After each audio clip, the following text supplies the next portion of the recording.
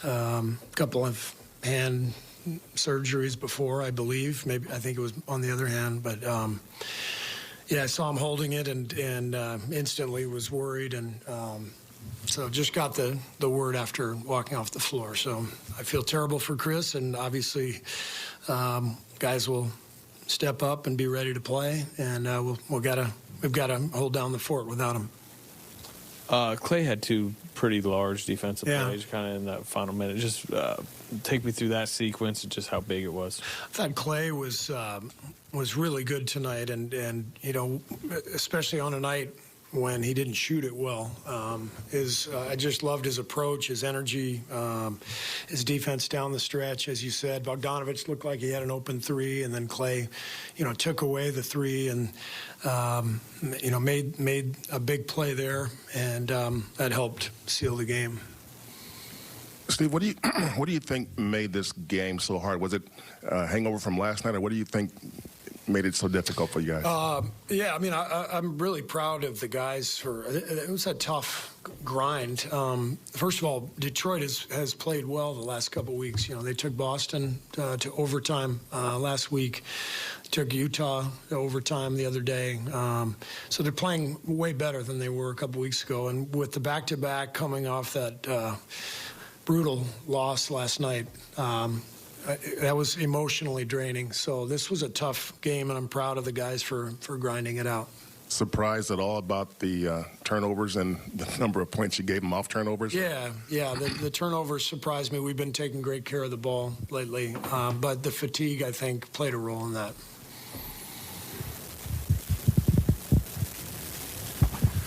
With CP out, does that, I know it's early, but usually Corey gets time when one of those guys isn't available, or could Brandon or someone else play some point, or have you started to think at all about how you deal with this? Yeah. Both Brandon and Corey will play more at the point, and so probably brings Moses also back into the rotation, because you're replacing 30 minutes from Chris.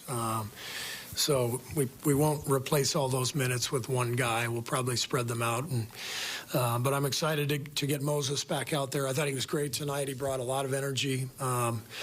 Great to hear the fans chanting his name. You know, he's a fan favorite for a reason. He plays hard, and being out of the loop the last few games has been tough on him, but he always stays ready. So I'm excited to get him back in there. When you brought Chris back into the starting lineup, you talked about wanting to get Steph off the ball more, and then obviously with Draymond also out for however much longer, you lose another playmaker. So I guess it's kind of following up on that last question of just how difficult is it going to be to make up for like losing all of this playmaking, really? Yeah, I mean, it's going to be tough. Chris is you know, an all-time great, and he's fit right in to our team, and made life so much easier on not only on Steph, but you know, he's really kind of captained that second unit, which has been a real strong suit for us this year. So, you know, we're going to miss him in both lineups.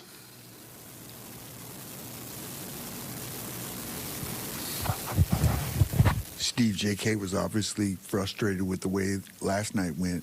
Responded tonight. He was plus 16, gave you some solid minutes. How did you think he handled what happened last night and rebounded in this game?